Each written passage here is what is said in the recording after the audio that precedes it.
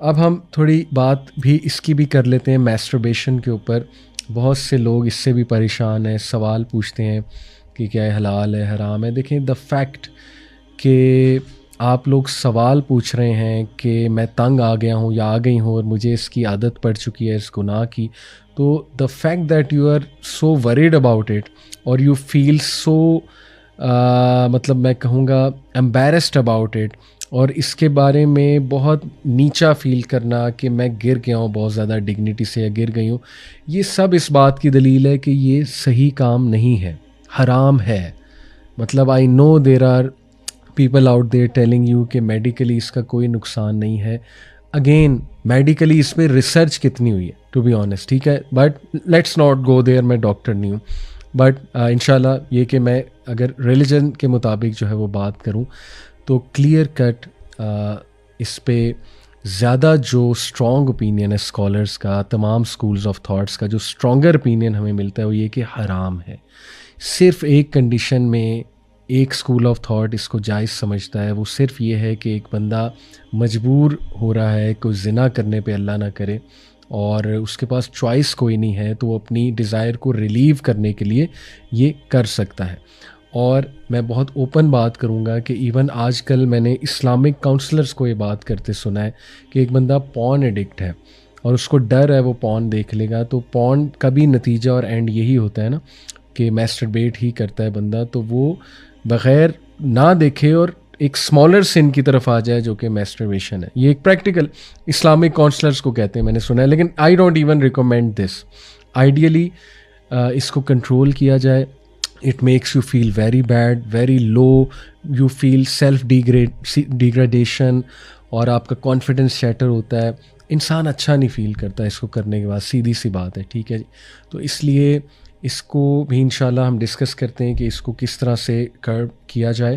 پہلی تو بات اس کی دلیل کیا یہ حرام ہے, کیونکہ ایک تو دیکھیے کہ سورہ مؤمنون میں اللہ سبحانہ و تعالیٰ نے اس کے حوالے سے انڈائریکٹ اشارہ اس طرف ہے, اور یہ امام ابو حنیفہ اور امام شافعی کی بھی یہی دلیل ہے اس کے حرام ہونے کے حوالے سے, کہ اللہ تعالیٰ نے کہا نا کہ and they protect their sexual organs, وہ اپنے پرائیویٹ پارٹس کا خیال کرتے ہیں. سورہ مومنون کی آیت ہے یہ آیت, بلکہ میں ابھی انشاءاللہ آپ کے سامنے بھی رکھتا ہوں.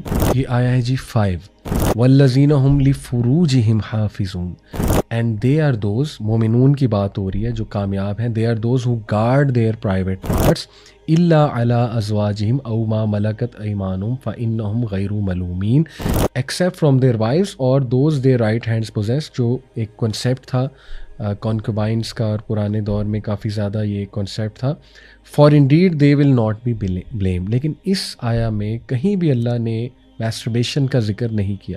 یہ دلیل ہے اس بات کی کہ اگر میسٹربیشن الاؤڈ ہوتی تو کہیں نہ کہیں اشارتاً ہی اس کا جو ہے نا وہ ہمیں کوئی اشارہ ہی مل جاتا.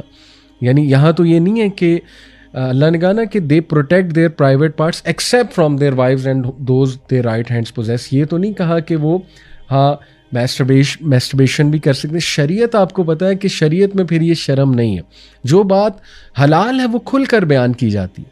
تو اسی طرح نبی صلی اللہ علیہ وسلم جو ہیں انہوں نے کچھ صحابہ بھی ظاہر ہے انسان تھے, تو انہیں بات کرتے دیکھا ایک بار صحابہ کو, گروپ آف ینگ صحابہ, کہ they were talking about you know maybe whatever things related to marriage میں بھی, یا ریلیٹڈ ٹو ڈیزائرز میں بھی. تو نبی صلی اللہ علیہ وسلم جب وہاں سے گزرے تو انہوں نے ایڈوائس کی انہیں کہ O young people, whoever among you can marry should marry, because it helps him lower his gaze and guard his modesty, and whoever is not able to marry should fast as fast diminishes his sexual power. تو اس لیے یہاں دیکھیں میسٹربیشن کی اجازت ہوتی تو یہاں مل جاتی. پروفیٹ صلی اللہ علیہ وسلم کہہ سکتے تھے ینگسٹر کو, میں نے آپ کا شریعت میں تو شرم پھر نہیں ہے, تو نبی صلی اللہ علیہ وسلم یہاں پہ یہ ایڈوائس کر سکتے تھے, لیکن ان کا کہ نہیں روزے رکھو. اور یہاں پہ یہ بھی ثابت ہوتا ہے کہ دے شوڈ میری. اس لیے میں پیرنٹس کی توجہ اس طرح دلانا چاہتا ہوں, خدا کے لیے آپ کو پتہ ہی نہیں کہ آج آپ کے دور سے بہت مختلف ایک دور ہے. میں نے شروع میں جو تمہید باندھی وہ سن لیں ایک بار کہ ہم کس خطرناک دور میں رہ رہے ہیں. ہاسٹل میں آپ کے بچے جو پڑھنے آتے ہیں, جو آپ سمجھ رہے ہیں کہ وہ پڑھ رہے ہیں, وہ پروسٹیٹیوٹس کو ہائر کر رہے ہیں. مطلب میں کن الفاظ میں یہ اپنے جو ہے نا وہ کھل کے باتیں کروں.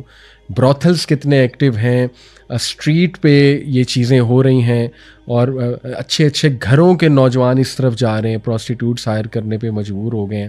مجبور تو نہیں خیر کہوں گا, قصور ان کا بھی ہے, اور یہ اچھے اچھے گھروں کی بچیاں ان چیزوں کی طرف جا رہی ہیں, اور ان کے پاس چوائس ہی کوئی نہیں ہے سوائے جو ہے نا حرام کام میں انوالو ہونے کے. اور جب لت لگ جاتی پھر آپ کو پتہ ہے چھوڑنا بڑا مشکل.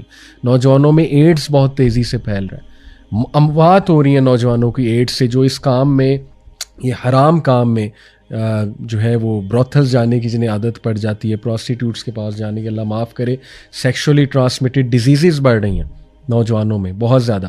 خدا کے لیے شادی کا سوچیں اپنے بچوں کا, اور مہم چلنی چاہیے میسو لیول پہ, پاکستان میں, پوری دنیا میں مہم چلنی چاہیے, اور نکاح کو آسان بنانا چاہیے. مساجد کا بہت بڑا رول ہے. خطبات میں ہمارے جو خطبہ دینے والے ہیں امام حضرات اور جو علماء حضرات ہیں, وہ وارن کریں پیرنٹس کو, انہیں پتہ ہونا چاہیے کہ کس قسم کا آج دور ہے. نکاح کو آسان کرنے پہ مہم چلائی جائے. جہیز ایک لعنت ہے, جہیز کے خلاف مہم چلائی جائے. مساجد کو ایکٹیو کیا جائے اس مہم کے حوالے سے, اس طرح کی جو مہمات ہیں, اور سکولز کو اس پہ بات کرنی چاہیے, یونیورسٹیز میں اس پہ بات ہونی چاہیے. پیرنٹس کو لیڈ فرام دا فرنٹ کرنا چاہیے, ایگزامپل سیٹ کر کے دکھانی چاہیے. اور یوتھ کو بھی اپنی گریڈی سوچ کم کرنی چاہیے. اگر آپ یوتھ میں بھی یہ گریڈ ہے کہ ہم نے پوری دنیا ٹریول کرنی ہے, ورلڈ ٹور کرنا ہے, تو پہلے میں بہت پیسے کما لوں, تو پھر ظاہر ہے وہ شادی تو بہت دور کی بات ہے نا. وہ بھائی پہلے ایمان بچاؤ, ایمان بچے گا, گناہوں سے بچو گے تو اللہ رزق بھی دے دے گا, پیسے بھی دے دے گا.